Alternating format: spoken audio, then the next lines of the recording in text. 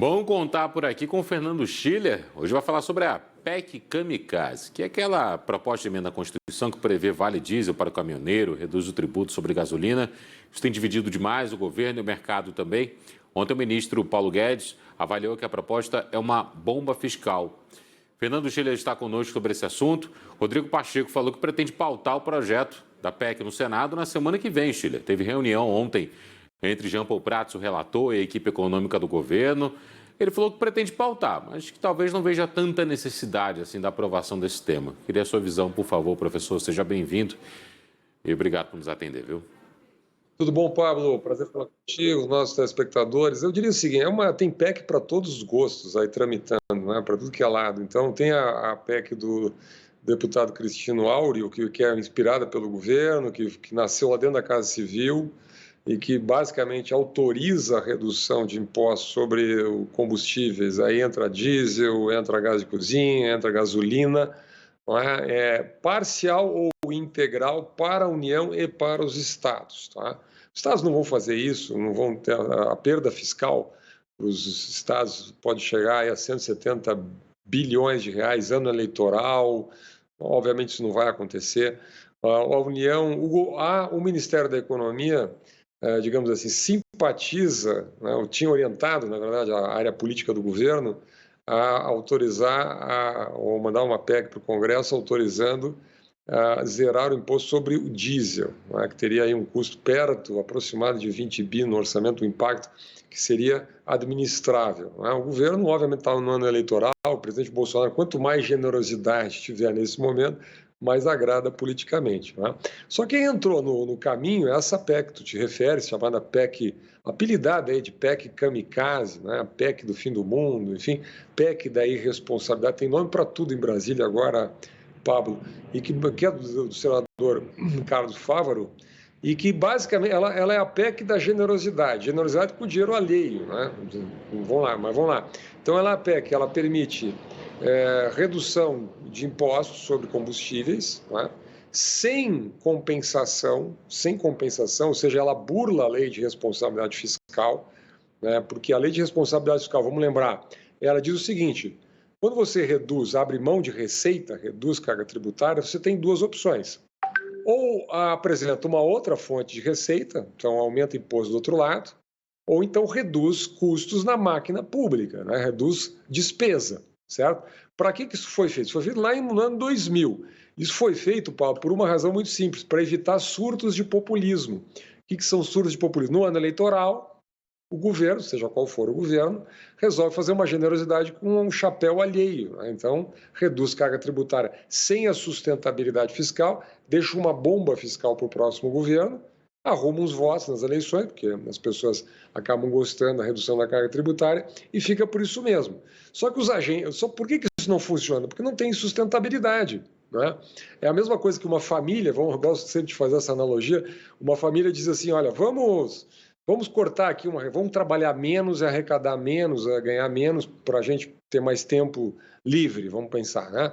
Só que assim, mas a gente vai diminuir a despesa? Não, a despesa a gente não quer diminuir. O que vai acontecer? Aumenta a dívida, né? Se o governo renuncia a receitas, né, que teria, e não compensa com corte de despesas ou outro tributo, ele joga para a dívida pública, e o Brasil vai pagar, aí o déficit primário que ia ser 1 vai ser 2,1, vai ser 2x, enfim, e aí você tem que emitir títulos da dívida, vai pagar mais juros, vai endividar o futuro. Então não tem sustentabilidade fiscal. Só que essa PEC vai além disso. Primeiro, ela permite que ela autoriza 3 novas despesas. Tá? Primeiro, ela autoriza o vale diesel para o caminhoneiro, até 2 anos, R$ 1.200. Então, presente para os caminhoneiros. Pelo Brasil, eu não estou aqui discutindo se merece ou não merece, se está correto ou não, tem muita discussão sobre isso, mas vamos lá, uma generosidade. Ela vai de 50% para 100% de subsídio sobre o gás de cozinha, né? E aí você tem um enorme rombo fiscal aberto, né? Um subsídio, também não vou discutir o mérito, estou dizendo, cadê a sustentabilidade fiscal? Né? E o terceiro, ela faz um repasse para os municípios de 5 bilhões de reais, para financiamento da passagem do idoso. tá? Que é enfim, uma autorização do Congresso Nacional, portanto federal, uma lei que isenta o pagamento do idoso no transporte coletivo das nossas cidades. Tá? Então, são 3 anos. E essa despesa fora do teto. Então, além disso, dá um drible no teto de gastos. Então, eu digo, nós nesse final de ano, início de ano agora, essa virada de ano, nós estamos vendo a era das gambiarras, Pablo, porque nós demos uma gambiarra na regra do teto, quando a gente mudou a temporalidade, né? Era julho a junho, passou a ser de janeiro a dezembro o cálculo do teto, né? O cálculo da inflação que incide para a gente chegar no teto de gastos, né? A gente deu uma gambiarra nos precatórios, que são dívidas líquidas e certas, são débitos, né, da União, dos estados, e a gente prorrogou, parcelou, enfim, para pagar em muitas prestações. E agora a gente está ensaiando aí um drible muito mais sério, na minha visão, que além do drible no teto, também um drible na lei de responsabilidade fiscal. Obviamente, os agentes econômicos percebem isso muito mal, e a equipe econômica sabe fazer conta, né? Então, por que isso pega mal? Porque o chamado mercado não é o pessoal que fica trabalhando ali na Faria Lima, né? Mercado são inúmeros agentes econômicos no mundo inteiro. Agências de rating, consultorias, bancos, investidores institucionais, governos, enfim, todos os operadores do mercado, eles percebem, analisam as contas públicas, analisam o rigor fiscal, analisam lá na frente o impacto que vai ter isso sobre juros, sobre inflação, sobre a confiança do governo, sobre a saúde do crédito brasileiro, né? Sobre a taxa de risco, chamado risco soberano, risco Brasil, enfim, todos esses indicadores são afetados por uma adesão dessa que afeta a responsabilidade fiscal. Então, digamos assim, o que se teoricamente poderia ganhar no curto prazo, né, reduzindo o imposto, tendo algum impacto no preço do combustível, se perde no desequilíbrio fiscal que vai lá logo adiante produzir mais inflação, né? Qual é a minha impressão política observando as movimentações no Congresso? Que essa PEC chamada Kamikaze, ela é muito agradável ao governo.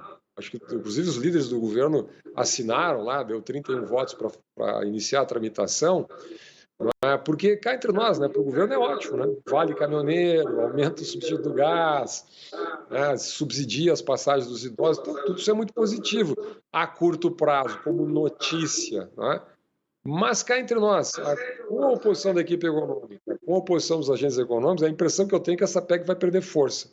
Ela é de uma irresponsabilidade tão grande que ela não é plausível na continuidade da tramitação. Então, o que eu acho que é mais plausível politicamente, Paulo, é a votação no Senado daquele projeto que foi aprovado por 392 votos na Câmara, né, que cria um preço anualizado para o combustível, que também não é do agrado dos governadores, não acho que é uma tramitação simples também, mas diante dessa PEC ele passou a ser mais palatável, né? Tem a relatoria do senador Jean Paul Prats, está na mão do presidente Rodrigo Pacheco para tramitar no Senado, né? Então, acho que é mais plausível alguma coisa nesta linha, certo? Acho muito difícil. E outra, qualquer PEC que mexa... Tem uma PEC do senador Jader Barbalho, por exemplo, que mexe na política de preço da Petrobras. Ela literalmente proíbe, são 2 parágrafos, ela proíbe atrelar o preço do combustível ao preço do petróleo no mercado internacional. Quer dizer, que é absurdo, né?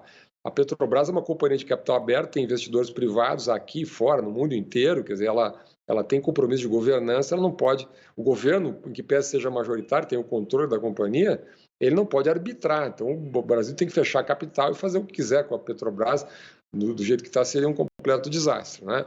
Então, acho que tem muito populismo, muito interesse eleitoral de curto prazo, mas não vejo, né, pelo menos por hora, pode mudar o quadro, né, a viabilidade política para a chamada PEC Kamikaze aí no Senado Federal. Essa de relatoria do senador Jean Paul Prats, que é do PT, está marcada para o dia 15, segundo Rodrigo Pacheco, a sua análise no Senado. Ou seja, vai ser uma semana que vem de intensas conversas no Senado. Obrigado, viu, Schiller? Sempre um prazer contar contigo por aqui. Uma ótima tarde pela frente.